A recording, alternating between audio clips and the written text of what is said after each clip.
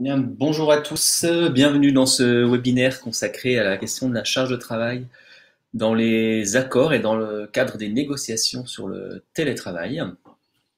On va commencer dans quelques secondes, on attend encore que quelques personnes se connectent. J'espère que vous nous entendez bien, que vous voyez le support. Si jamais vous avez un problème technique, n'hésitez pas à l'inscrire dans le chat pour qu'on essaye de trouver une solution. Et on va démarrer dans quelques secondes, quelques instants.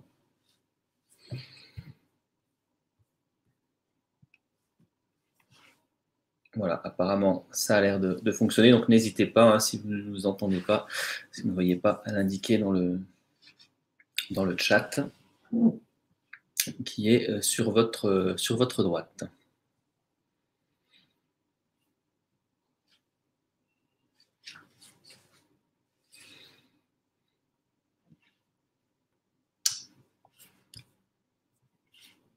Très bien. Bon, on va démarrer ce webinaire, donc consacré à la question négociation télétravail, comment intégrer la charge de travail dans son accord.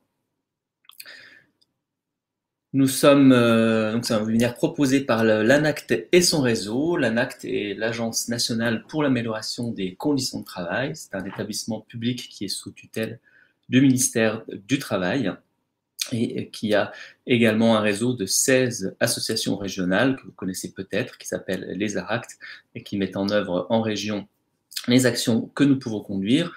Notre mission étant la promotion de l'amélioration des conditions de travail en agissant à la fois sur l'organisation et les relations professionnelles, et donc de mettre à disposition des entreprises et des administrations toutes les méthodes et outils qui permettent d'améliorer les conditions de travail au sens large. Ça porte aussi évidemment sur les questions d'organisation. Donc pour ce webinaire, nous sommes deux intervenants, donc Charles Parmentier. Je suis Charles Parmentier, donc chargé de mission à l'ANACT. Je travaille entre autres sur ces questions de charge de travail et je suis accompagné de mon collègue Thierry. Bonjour à Thierry. tous et à toutes. Je suis aussi chargé de mission et rédacteur en chef de la revue des conditions de travail. C'est une revue en ligne. Voilà, donc nous avons eu l'occasion avec Thierry d'intervenir à plusieurs reprises ensemble, d'accompagner des entreprises sur cette question de la régulation de la charge de travail qui prend un aspect, une dimension particulière dans le cadre du développement ou de la diffusion relativement massive du télétravail qu'on a pu connaître ces derniers mois. Alors, pour le webinaire aujourd'hui, on vous propose de revenir en quelques mots sur la notion de charge de travail, qui est une notion pas forcément toujours facile à appréhender. Ensuite, nous verrons quels sont les impacts du télétravail sur la charge de travail, avant de faire un rapide bilan sur ce qu'on peut trouver sur la charge de travail dans les accords qui ont été signés, puisqu'on a conduit une étude sur les différents accords qui portent sur le télétravail, qui ont été signés dans les entreprises. Et puis, on terminera par des recommandations sur les sujets à discuter ou à négocier, ou en tout cas à prendre en compte dans le cadre des négociations. Voilà, alors je vais laisser la parole à Thierry pour vous donner quelques mots sur la charge. Si vous avez des questions, des remarques, n'hésitez pas à les poser dans le chat. On essaiera, bien entendu, d'y répondre, soit au fur et à mesure, soit à la fin des présentations. On laissera un temps d'échange. Ça peut être aussi, n'hésitez pas, des témoignages si vous avez vous-même l'occasion de travailler cette question-là, voire même de négocier un accord sur le télétravail et de prendre en compte ces questions. Donc Thierry, je te laisse la parole pour les rapides présentations sur la charge de travail. Oui, merci Charles. Oui, c'est important de parler de charge de travail avant d'aborder les questions d'accord proprement dit. En quelques mots, bien sûr, aller vite aujourd'hui pour définir ce qu'on entend par charge de travail. C'est un concept au fond faussement facile, on en parle un peu toujours et on ne sait pas toujours comment l'aborder en entreprise. Donc le but est de donner quelques indications pour arriver à traiter cette question et surtout éventuellement l'intégrer dans le contenu même des accords sur le télétravail. Bon, il n'y a pas toujours de problème en matière de charge de travail, hein. Souvent ça se passe très bien, hein.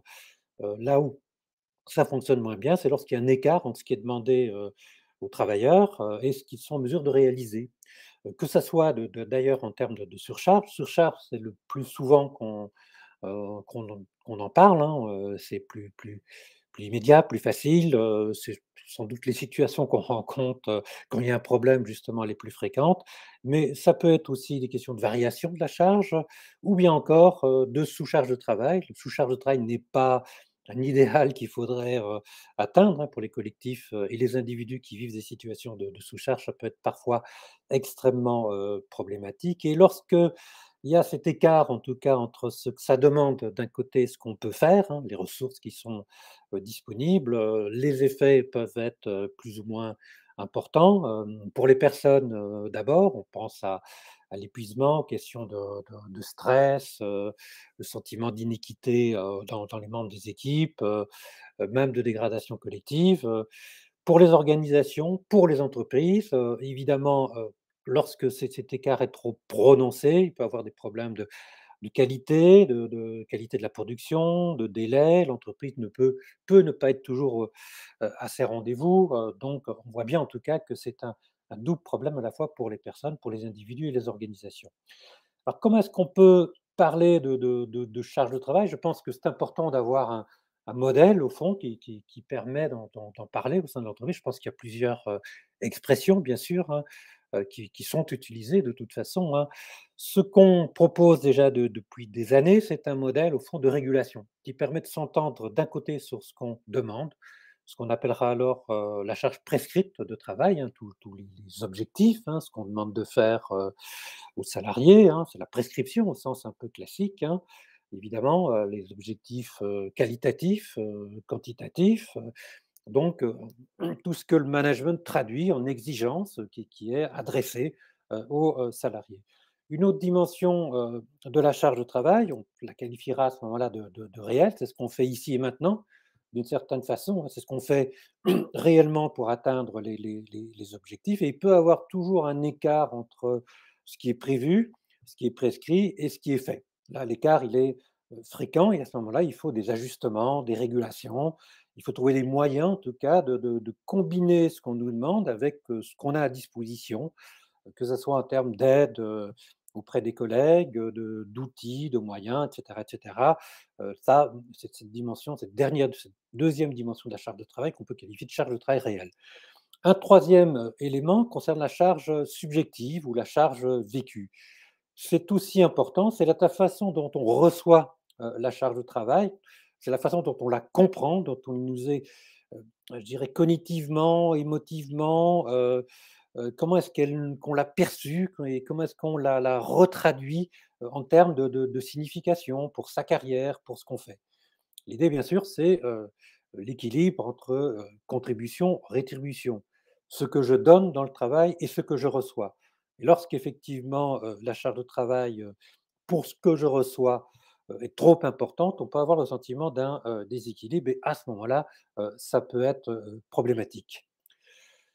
Autre élément et cette fois-ci un peu plus, général et Charles va compléter d'ailleurs, là-dessus, la charge de travail, c'est pas simplement l'affaire d'un individu et de son travail.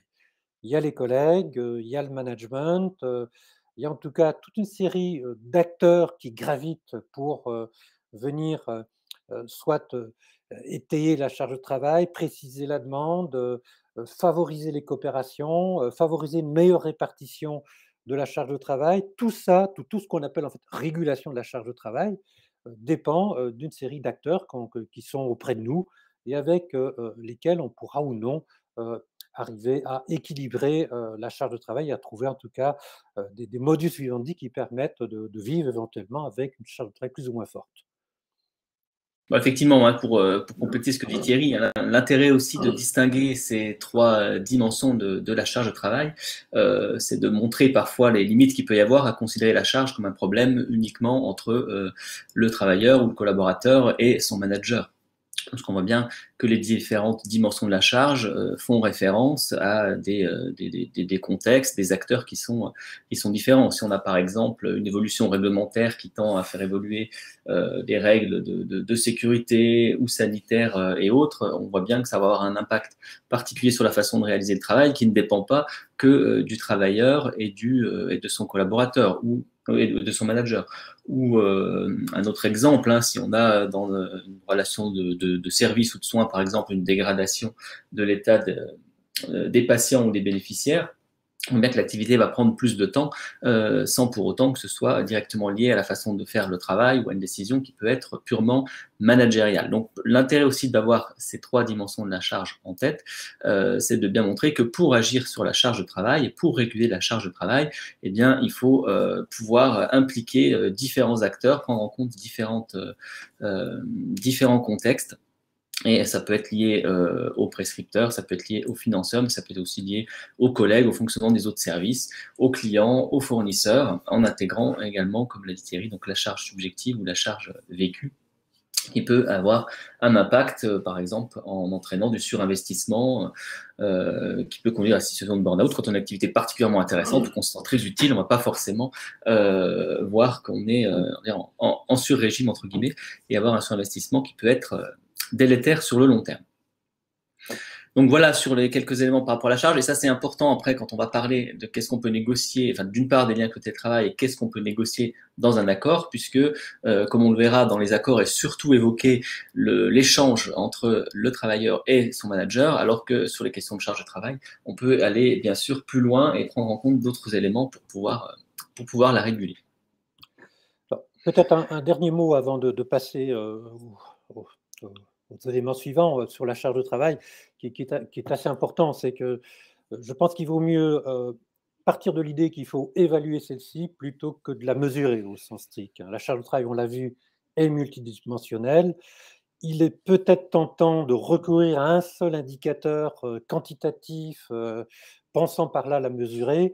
Je pense qu'il faut avoir un raisonnement un peu plus complexe, hein. Comme je le disais tout à l'heure, la charge de travail, bien sûr, c'est quelque chose de fond qui pèse sur nous, mais aussi c'est quelque chose qu'on reçoit et qu'on retraduit différemment. Donc il faut tenir compte en tout cas de cette complexité, penser évaluation avant de croire que la mesure va dire la vérité au fond de la charge. Il y a plusieurs acteurs de toute façon, on l'a bien vu en tout cas dans cet élément-là.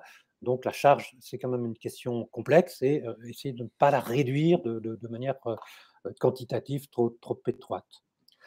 Quelques mots maintenant sur l'impact du télétravail sur la charge de travail pour poursuivre ce webinaire. N'hésitez pas si vous avez des questions. Cette question du télétravail, bon, on a vu bien sûr que on a eu un recours massif à celui-ci dans la crise sanitaire. Dans l'ensemble, bien sûr, il y a quand même des exceptions. Ça a été bien vécu. Il y a eu une mobilisation. Cette mobilisation s'est faite quand même de manière assez complète, hein. On a dû très rapidement s'organiser pour télétravailler, beaucoup en tout cas de travailleurs, hein, environ 41 on parle en tout cas de 41%, donc c'est quand même beaucoup.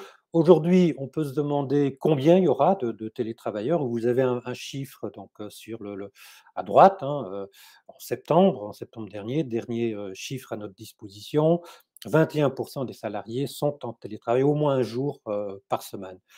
La question qui se pose peut-être, qui est peut-être importante d'ailleurs pour la négociation collective, hein, c'est à quel étiage on aura un pourcentage de télétravailleurs et puis selon quelle modalité, un jour, 2 et 4 jours, ou bien dans un cas un peu plus rare, 5 jours de télétravail. Mais on peut se dire, dans ce contexte un peu post-pandémique dans lequel on va peut-être entrer, nous l'espérons tous, bien sûr, hein, quand et comment se stabilisera le recours au télétravail.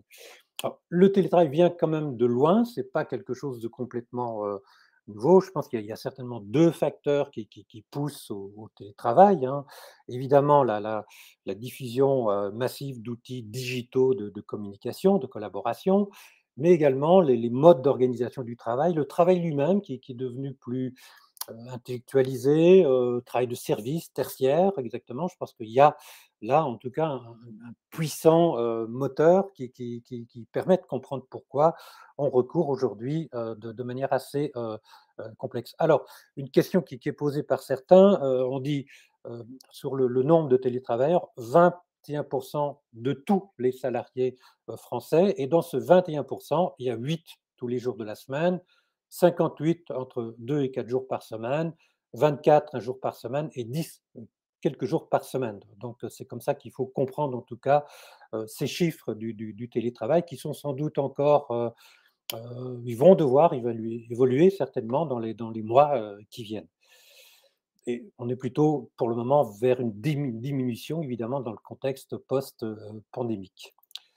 Alors, qu'est-ce qu'on Il y a comment oui, une question de Christophe aussi, je vais pas t'interrompre Thierry ouais, sur la présentation par rapport à la charge de travail, il y a une question importante puisque Christophe demande si la charge peut varier d'un individu à l'autre. Alors tout à fait, hein, par rapport à la même chose qui peut être demandée ou la même activité d'une personne à l'autre, par rapport à la charge vécue, la charge peut être vécue d'une manière différente et c'est à la fois légitime et normal, il faut le prendre en compte, mais aussi un aspect et d'autres conséquences, c'est que pour une même personne, il peut y avoir une variabilité dans le temps, c'est-à-dire qu'à un moment donné, une personne qui arrivera très bien à faire son activité peut à un autre moment donné, parce qu'elle sera dans un moins bon état de santé, parce qu'elle aura d'autres contraintes personnelles, parce qu'elle aura une lassitude par rapport à l'activité, aura l'impression d'avoir une charge plus importante quand bien même l'activité serait la même. Donc c'est vrai qu'il ne faut pas considérer la charge comme un élément complètement objectif dans lequel on aurait juste une prescription, un travail à faire, et puis en face une personne qui le réaliserait. Voilà. Et puis il y a une question d'Elisabeth sur laquelle on reviendra tout à l'heure quand on parlera de la question des accords sur l'opportunité de faire un accord de méthode en amont. Voilà. Alors, comment problématiser les enjeux du télétravail, là encore en allant relativement vite. D'abord, on peut caractériser le télétravail par sa caractéristique conventionnelle, hein, une activité de travail qui aurait pu être faite dans les locaux de l'employeur, mais qui est exercée dans un autre lieu. Le domicile, majoritairement, mais on peut imaginer d'autres lieux, hein, comme les tiers-lieux, bien sûr. Effet immédiat du télétravail, c'est qu'on se soustrait au contrôle physique et visuel du manager, hein. On interagit également moins avec les collègues. Et la notion du point de vue, en tout cas cette fois-ci, si on se situe du point de vue de l'activité de travail au sens strict, comment on peut caractériser en tout cas ce que fait le télétravail au travail lui-même, on peut parler à ce moment-là de déspatialisation. Je reviendrai là-dessus, hein, mais la déspatialisation en France, c'est la rupture de l'unité d'action, de temps, de travail, avec des conséquences qui viennent immédiatement, hein, perte de proximité. Et aussi, ce qui est intéressant, c'est la distance qui n'est plus un obstacle. Au fond, aller à un endroit, devoir aller à une réunion, aller voir un client, etc., par le biais des outils numériques, on peut d'une certaine façon pas abolir, bien sûr, complètement cette distance, mais on peut réduire le coût qu'elle avait dans l'activité. Je pense que ça, c'est un point important et je reviendrai là-dessus. On a également potentiellement une désynchronisation des temps de travail. Bien sûr, un enchevêtrement des temps professionnels et personnels, hein. Bien sûr, ça, on l'a tous ceux en tout cas qui ont été en télétravail massivement et dans le travail confiné ont bien en tout cas senti en tout cas cet enchevêtrement des temps. Alors bien sûr, recours massif aux outils digitaux. Alors, je regarde un peu les questions, hein, notamment dans les accords. Oui, il faudra sans doute, c'est pas une mauvaise chose que de pouvoir intégrer le modèle de régulation de la charge, hein, en tout cas d'utiliser ce langage-là, même s'il peut avoir d'autres modalités, en tout cas d'autres, une autre typologie. On peut parler de travail manuel, de travail physique, de travail de charge émotionnelle également, hein, puisque ça fait aussi partie de ce qu'on entend par charge de travail lorsqu'on en discute. Alors, je reprends sur le télétravail, hein, très rapidement, là encore, les bénéfices et les risques, hein. Les bénéfices escomptés, en tout cas, on les connaît relativement bien, hein. Souplesse dans l'utilisation des temps, on peut mieux se concentrer, c'est un remède à l'éparpillement, hein, comme ça a déjà été dit. Il y a la question des déplacements, moindre fatigue, ça implique un management pour la confiance, encore que ce n'est pas toujours évident, et là, vous pourrez toujours vous poser des questions là-dessus. Ça implique également des questions d'autonomie dans le travail. Alors, les risques, bien sûr, là aussi, sont relativement bien perçu. Je pense que la déspatialisation, le fait en tout cas de ne plus avoir à se déplacer, et ça principalement pour les cadres ou pour les personnes qui ont des contacts avec d'autres pour réaliser l'activité, je pense que là, il y a tout simplement un risque d'intensification. On prend plus de dossiers, on a plus d'interlocuteurs et finalement, on doit multiplier le travail à faire. Et ça, je pense que c'est un élément sur le télétravail qu'il faut prendre en compte éventuellement dans les accords. La question des frontières entre travail et vie privée, hein, je pense que ça, c'est un point important et je pense que même là, il faut pouvoir, que ce soit à travers des accords ou à travers ce qu'on fait personnellement, refaire des frontières entre les deux pour essayer de compartimenter un peu.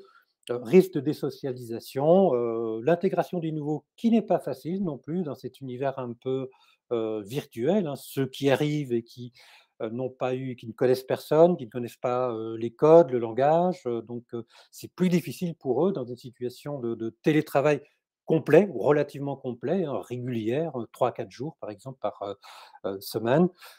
Il y a la question des compétences dans l'utilisation des outils digitaux, hein. Ce n'est pas seulement l'acquisition des compétences dans l'utilisation des outils, c'est aussi la façon de se faire voir, de se faire reconnaître. Je pense que ce n'est pas du tout la même chose de communiquer à travers une lucarne en équipe avec le manager. Je pense que là, il y a un changement qui est important, qui n'est pas souvent pris en compte et qui, à mon sens, devrait l'être. Là, évidemment, des difficultés pour se voir, pour discuter. Quelques points d'attention, là, très, très rapidement encore, hein.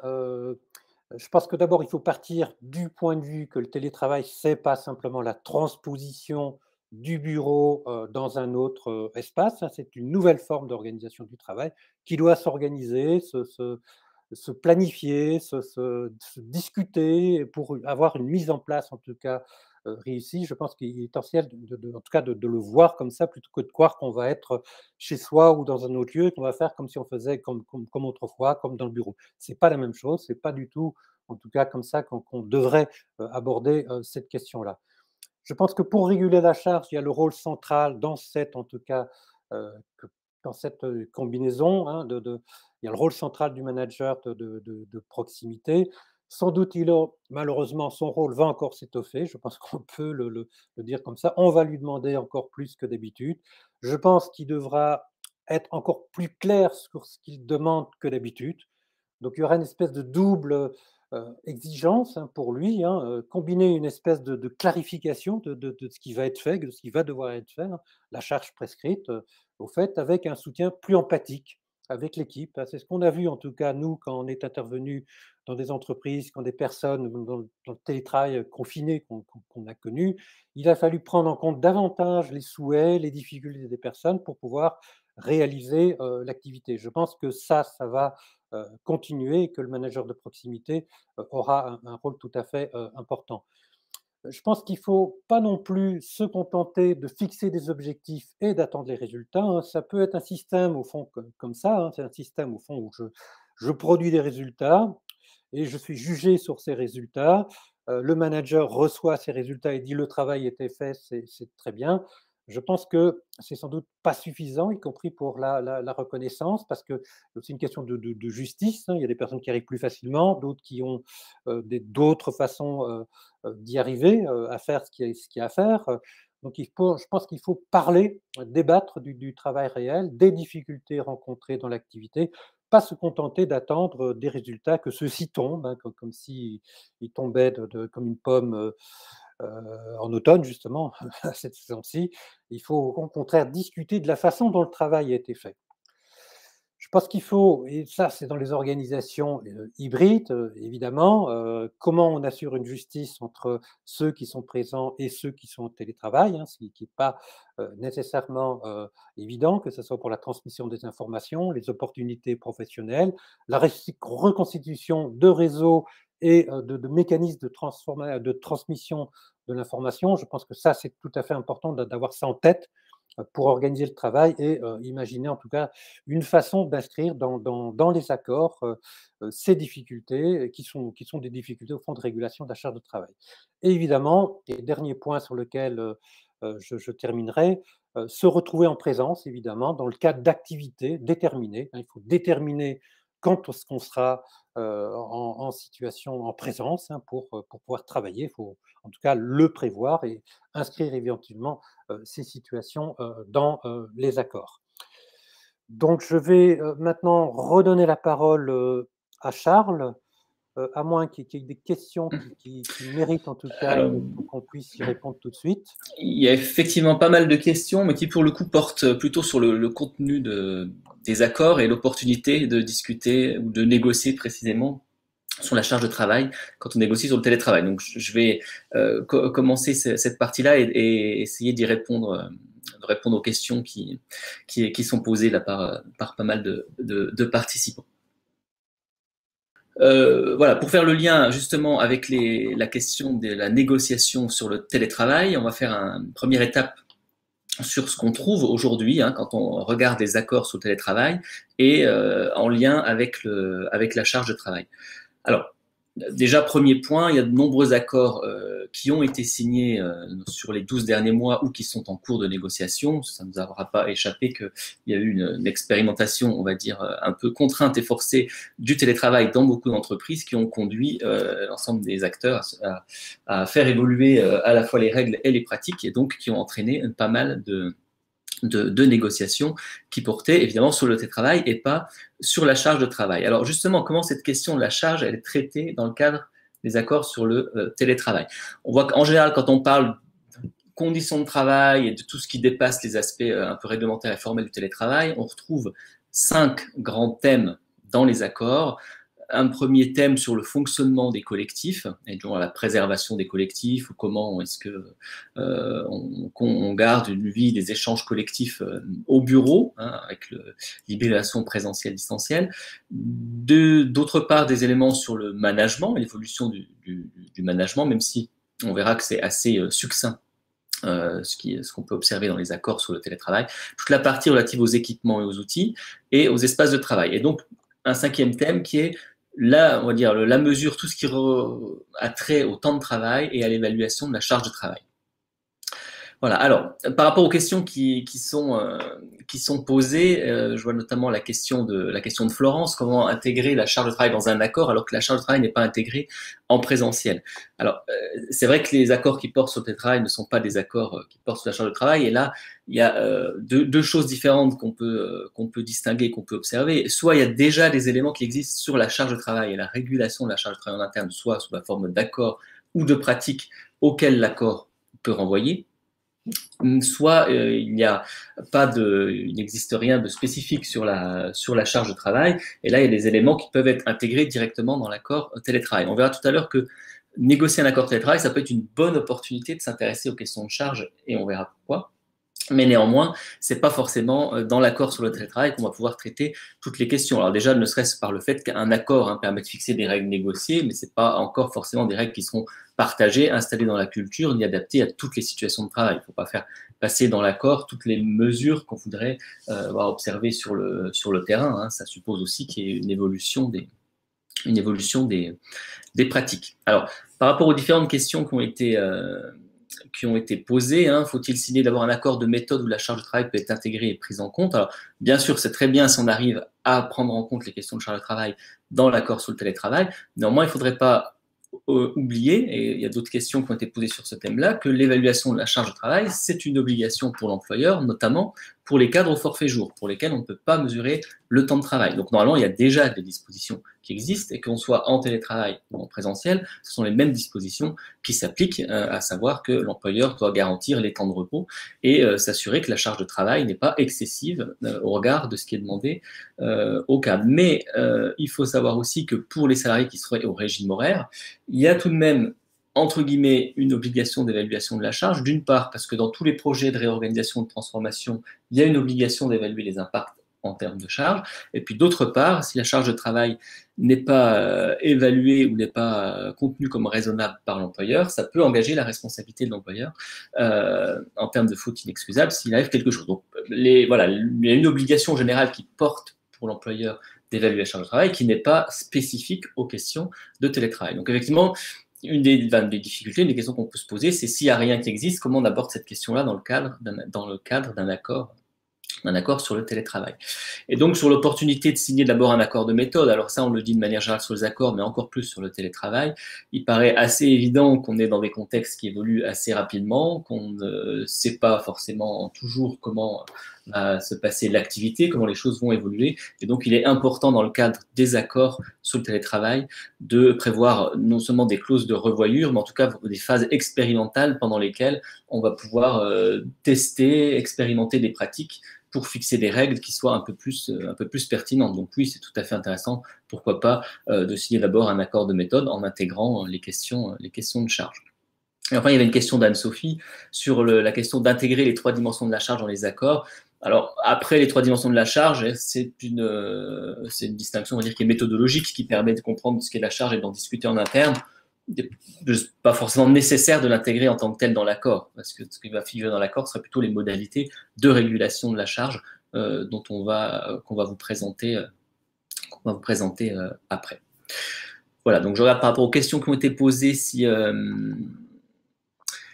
on a répondu à peu près à toutes les questions, mais c'est vrai qu'il y a un peu une difficulté de savoir qu'est-ce qu'on fait de la question de la charge quand elle n'était pas du tout traitée par ailleurs et qu'on se la pose au moment de signer un accord sur le télétravail. Alors, ce qu'on trouve aujourd'hui, pour revenir là-dessus sur les accords, dans les accords, c'est qu'on voit que la charge de travail est souvent évoquée effectivement comme une question à traiter, à prendre en compte, mais sans disposition particulière. Alors, soit que ça renvoie à d'autres dispositions qui existent, soit que c'est remis à d'autres discussions. Voilà, donc assez peu de précision en fait. De manière très générale. Là, dans tous les accords qu'on a vus, c'est quand même très rare qu'il y ait, voire même marginal, qu'il y ait des dispositions vraiment sur la régulation de la charge du travail. Alors, quand il y en a, souvent, ça renvoie à l'entretien annuel et la relation manager-travailleur, en disant qu'il faut prévoir un échange sur la charge de travail au moins une fois par an entre le manager et le travailleur, ce qui reste évidemment très insuffisant et comme on le disait tout à l'heure, ne permet pas vraiment de réguler la charge de travail puisqu'on voit que c'est pas qu'une question individuelle et que le manager n'a pas forcément toutes les cartes en main pour pouvoir le faire. Il y a souvent néanmoins des rappels que la charge de travail ne doit pas être abordée de manière différente sur site ou à distance. Et donc là, c'est aussi intéressant de bien considérer que le télétravail ne doit pas conduire à une charge plus importante ou alors que le travail ne doit pas être géré de manière distincte. Pour autant, si certains accords prévoient cette disposition, d'autres ont des dispositions assez différentes et qui peuvent pour le coup être chronophages ou facteurs de charge, puisqu'on voit bien parfois les modalités de reporting de l'activité en télétravail. Alors on peut voir dans certains cas un compte-rendu quotidien qui est envoyé par le travailleur à son manager lorsqu'il est en télétravail.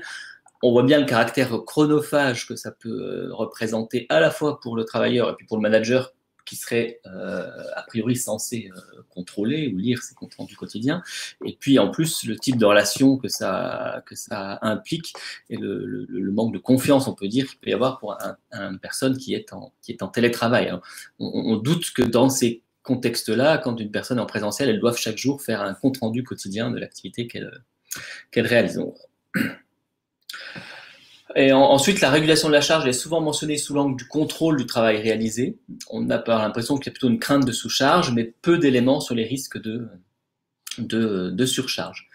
Il y a eu l'évocation de ce qu'on pourrait appeler le droit à la déconnexion, en tout cas la question de l'usage des outils numériques ou des outils de communication, mais ça reste vraiment sur quelques grands principes et notamment ce qu'on y apparaît le plus souvent, c'est la question des plages de joignabilité et donc qui implique que quand une personne est en télétravail, elle peut être joignable ou non sur certains horaires, mais il y a peu d'éléments globaux sur les risques de surconnexion, les règles partagées des outils de communication, on y reviendra tout à l'heure, la distinction entre les différentes communications, ce sont des éléments qui nous paraissent importants. Il y a aussi des éléments sur les modalités de contrôle du temps de travail en distanciel, puisque la mesure du temps de travail est une des manières d'évaluer la charge de travail, notamment, on l'a vu pour les personnes qui sont en régime horaire. Voilà, donc de manière générale, on voit que ce qu'on trouve, c'est une approche très individuelle de la charge de travail, dans la relation manager-travailleur, sans précision de règles collectives, de modalités de régulation. Alors, bon, ça... On peut l'observer dans les dispositions qui sont prévues spécifiquement sur la charge de travail indépendamment du télétravail, mais c'est encore plus flagrant quand on analyse les accords sur le télétravail. On voit bien que souvent c'est mentionné comme le télétravailleur doit ou le télétravailleur peut, sans qu'on aille sur les dimensions collectives.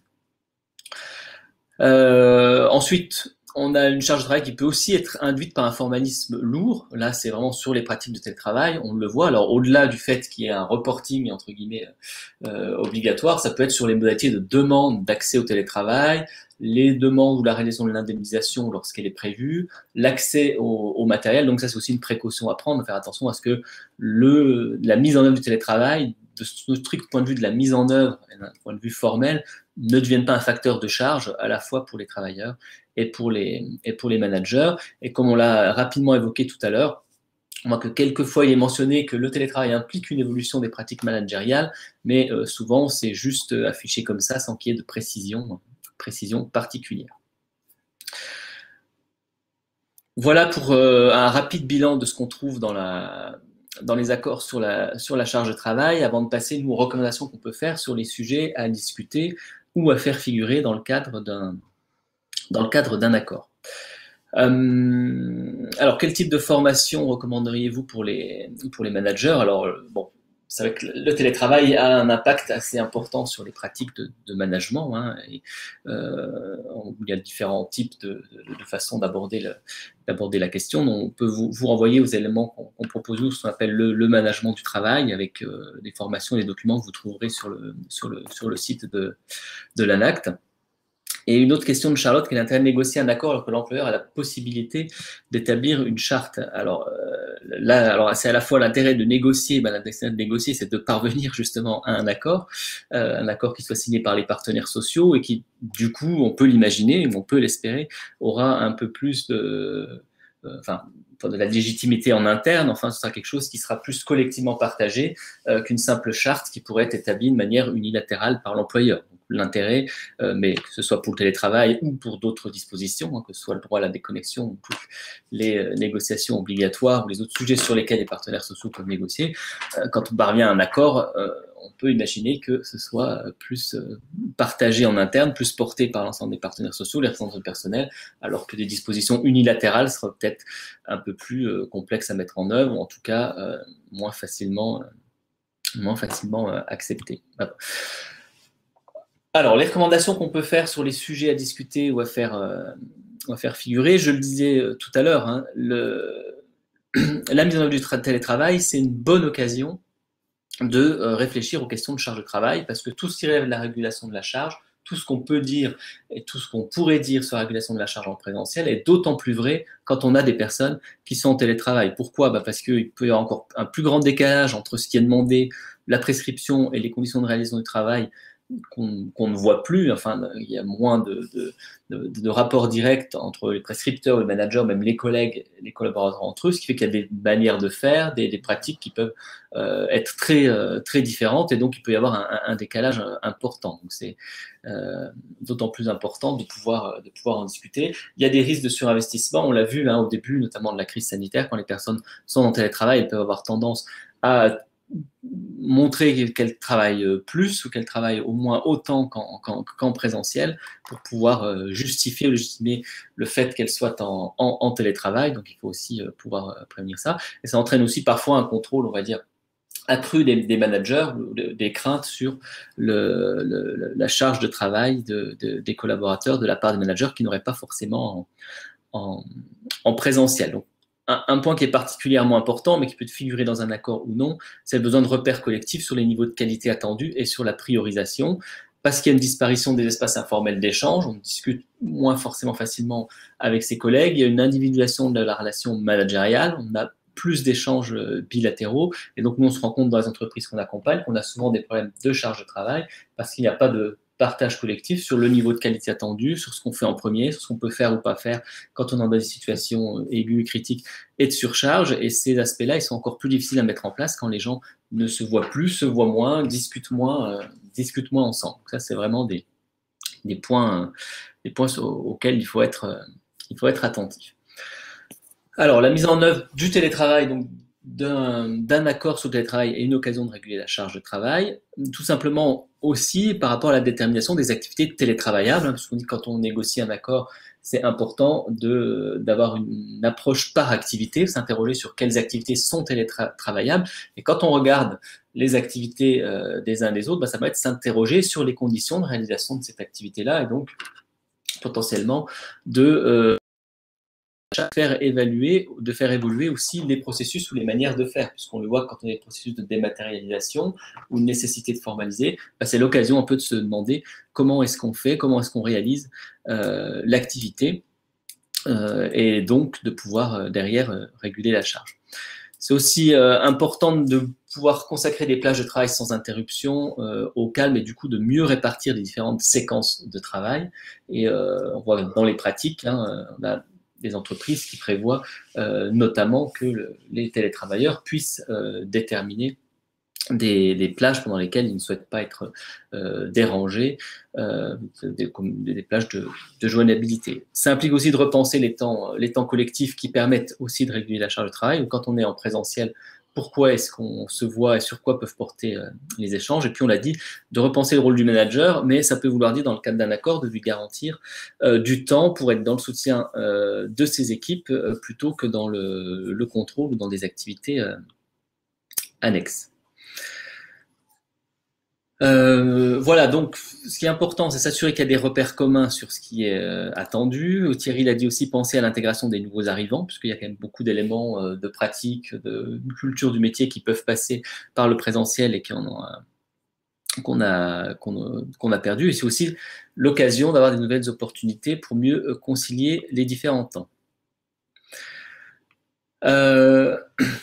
C'est aussi une opportunité de conduire un travail de fond sur l'usage des outils de communication en interne, et on l'a dit, même si c'est rapidement évoqué, ça c'est un point qui est important et qui peut figurer dans les accords sur le télétravail, même si par ailleurs il peut exister des chartes ou des accords sur le droit à la déconnexion. C'est intéressant de se poser la question de comment on communique dans l'entreprise et quels sont les canaux à privilégier, c'est-à-dire quel est le sens de l'usage du mail, potentiellement du téléphone, voire des messageries instantanées qui sont de plus en plus répandues. Quel type de réponses sont attendues en fonction de ce qui est demandé. C'est sûr que si on a un manager qui écrit un mail à 21h, est-ce qu'on est obligé d'y répondre? Quelles sont les choses qui peuvent être intégrées dedans ou non? Important aussi de distinguer travail et disponibilité, dans le sens où c'est pas parce qu'on est en télétravail qu'on est 100% disponible. C'est-à-dire, on a le droit de prévoir, on l'a dit, des plages sur lesquelles on n'est pas forcément joignable, et voir comment on régule ça collectivement. Et puis bien distinguer ce qui relève de la transmission d'infos, la demande d'informations, ou de ce qui peut relever les urgences.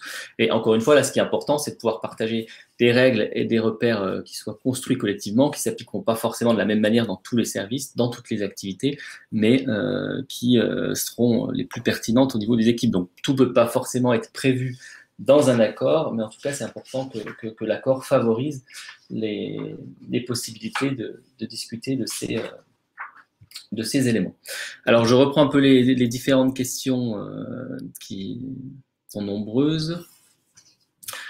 Que pensez-vous d'un compte-rendu par semaine?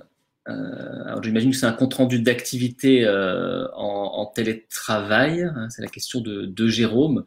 Alors, la notion nous, ce qui est important, c'est que le télétravail, ça ne doit pas changer par rapport à ce qui est fait en activité en présentiel. C'est une modalité d'organisation. S'il y a un reporting supplémentaire qui est fait en télétravail, il faudrait se poser la question de pourquoi. Enfin, qu'est-ce qui justifie qu'on fasse plus de reporting? Est-ce qu'il y a une crainte que les gens ne fassent pas leur travail quand ils sont en télétravail? Ça pose aussi la question de l'autonomie des personnes. Donc, il n'y a pas de bonnes ou de mauvaises pratiques en la matière. Il faut se poser quelle est l'opportunité ou le sens de faire ce compte rendu chaque semaine. Est-ce que c'est parce qu'on est en télétravail, ou est-ce que c'est de manière habituelle lorsqu'on est en présentiel? Si on a une petite structure, qui peut nous aider pour établir cette cette charte du télétravail. Alors, petite structure, voilà, petite et petite structure, on ne sait pas toujours ce que ça signifie. Je ne sais pas si c'est moins de 50 personnes, c'est la question de Pascal, ou moins de 10 personnes. C'est vrai que c'est pas toujours évident. S'il n'y a pas de représentants du personnel ou d'appui d'organisations professionnelles ou syndicales pour accompagner, ou par l'intermédiaire de la branche aussi, il faudrait voir s'il peut y avoir des appuis là-dessus ou d'autres structures qui peuvent vous accompagner. Enfin, une question de Marie, peut-on faire une différence entre télétravail et équipe à distance? Équipe éclatée. Alors, c'est vrai que le télétravail, ça recouvre effectivement la notion des configurations qui peuvent être très différentes. Ça peut être du travail domicile, ça peut être du travail dans des tiers-lieux, ou comme c'est le plus souvent écrit aujourd'hui, télétravail dans travail qui peut être fait dans tout lieu en dehors de l'entreprise. Et donc, on a effectivement des cas dans lesquels des entreprises prévoient qu'on puisse télétravailler depuis l'étranger ou sur des périodes relativement longues. Donc la notion en tant que telle de télétravail ne distingue pas ces différentes configurations. Après, il faut voir si on souhaite faire figurer dans l'accord. C'est vrai qu'entre un accord qui porte sur une journée de télétravail par semaine ou, comme le disait Thierry en introduction, ce qu'on appelle du full remote, où personnes vont être en télétravail 100%, c'est pas forcément les mêmes éléments. Et si vous parlez des équipes à distance, équipes éclatées sur plusieurs sites de l'entreprise en France ou à l'étranger, voilà, ce qui va être intéressant, c'est que quand on parle des règles partagées sur les modalités de communication, ce qu'on peut attendre des uns et des autres, notamment sur l'usage des mails, sur les demandes et autres, ça c'est effectivement valable dès qu'on est en modalité de travail à distance sur plusieurs sites, qui ne concernent pas que le télétravail. Donc, il y a une partie des recommandations qui peuvent être, bien entendu, utilisées.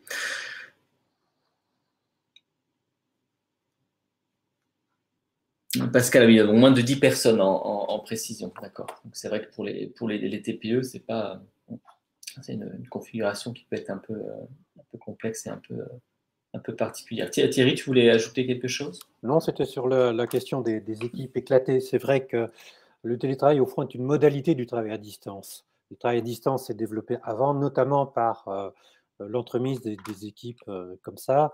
Et c'est vrai que ce n'est pas tout à fait ce qu'on entend par télétravail au sens que lui a donné, par exemple, l'ANI de l'année dernière, hein, un travail effectué hors des bureaux de l'employeur de façon pendulaire, avec un accord, une charte ou bien des modalités quelconques. Hein. Mais c'est vrai que ces petites équipes, ces équipes qui collaborent à distance, ça existait bien avant qu'on codifie un peu le télétravail ces dernières années.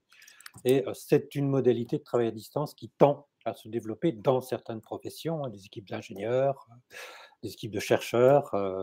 Et là, c'est vraiment toute la question de la distance qui est problématique. Que ce soit la désynchronisation des temps sur plusieurs continents, effectivement, les décalages horaires peuvent être importants, la question du langage, tout ça, en tout cas, pour certaines catégories professionnelles de cadres, souvent supérieurs, tend à se développer aujourd'hui.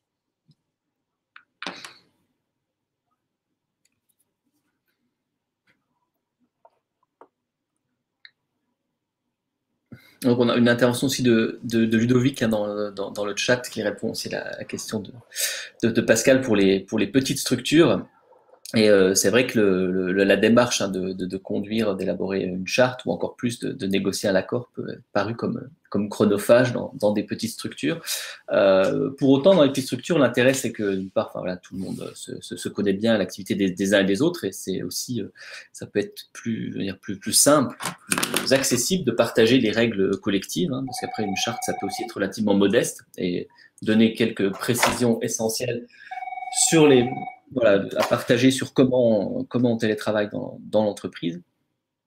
Et le risque, hein, comme le dit Ludovic, c'est effectivement que pour parer au plus pressé, on établit des règles qui sont unilatérales et qui sont valables pour tout le monde. Alors ce risque-là, on l'observe aussi quand même dans les grandes structures. Hein, si il n'y a pas de côté des directions une intention de discuter des modalités de télétravail, c'est d'établir des éléments qui sont un peu unilatéraux et qui du coup correspondent pas forcément à la réalité et qui de toute façon répondront pas aux questions, aux problèmes qui vont se poser quand les gens seront ou réaliseront réalisons leur télétravail. Et vous dites voilà, que le webinaire est utile pour faire des espaces de discussion, mais c'est effectivement ce qui nous paraît important, c'est qu'il y ait la possibilité de discuter de règles collectives sur comment on fait pour partager le temps de travail entre du distanciel et du présentiel, sachant qu'il n'y a pas voilà, une recette miracle qui s'appliquerait à toutes les entreprises. Et encore une fois, si on a une grosse structure, on ne va pas préciser dans l'accord toutes les modalités dans telle équipe, tel type de réunion se fera en présentiel, autre en distanciel, il y aura une rencontre, ainsi de suite. Mais néanmoins, dans un accord, on peut engager la direction et les managers à engager localement ou au sein de chacun des collectifs ces discussions-là pour voir qu'est-ce qui est le plus pertinent et qui est un partage de règles collectives au niveau des équipes. Et que ce soit décidé unilatéralement, soit par la direction dans les structures, soit par le manager dans les plus grosses structures. Alors, on a dépassé un petit peu l'heure. Je ne sais pas n'hésitez pas d'autres types de questions. Merci de nous avoir suivis pour les autres qui, bien sûr, peuvent se déconnecter si leur temps est compté. Juste un petit rappel sur ce webinaire importé voilà, sur la question de la charge de travail dans les accords télétravail. Donc n'hésitez pas à aller d'une part consulter les documents qu'on peut avoir nous sur le site de l'ANACT sur la mise en place du télétravail et sur la charge de travail, notamment notre gamme de jeux Les Essentiels qui permet d'animer des discussions sur ces questions-là. Et donc vous aurez les références dans le chat et puis aussi consulter les autres webinaires. Alors il y a un webinaire qui est sur la chaîne Webikeo qui s'appelle le négocier le télétravail où en est-on, qui a eu lieu lundi et que vous pouvez voir en replay. Et puis vous voyez aussi qu'il y a un cycle particulier sur le télétravail, de cycle sur la fonction publique avec des rendez-vous sur le télétravail prochainement, vendredi 19 novembre à 14h15. Donc n'hésitez pas aussi à consulter les autres documents ou à visionner les autres webinaires. Alors, nous lançons également un web magazine le 25 novembre prochain, de 11h à 12h. C'est un nouveau vecteur de communication qui va permettre d'échanger entre chercheurs, praticiens et experts de l'ANACT. Donc, participation des salariés aux décisions qui les concernent. Pourquoi, comment, le 25 novembre prochain. Vous y trouvez en tout cas, j'espère, des débats qui vous intéresseront.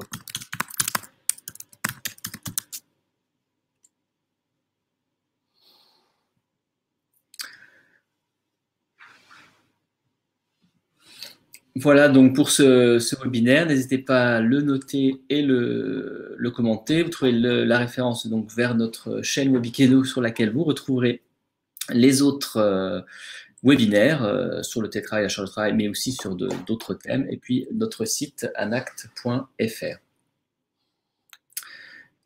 Et merci à tous. Merci. Bonne après-midi, bonne fin de journée. Au revoir et à bientôt. Au revoir.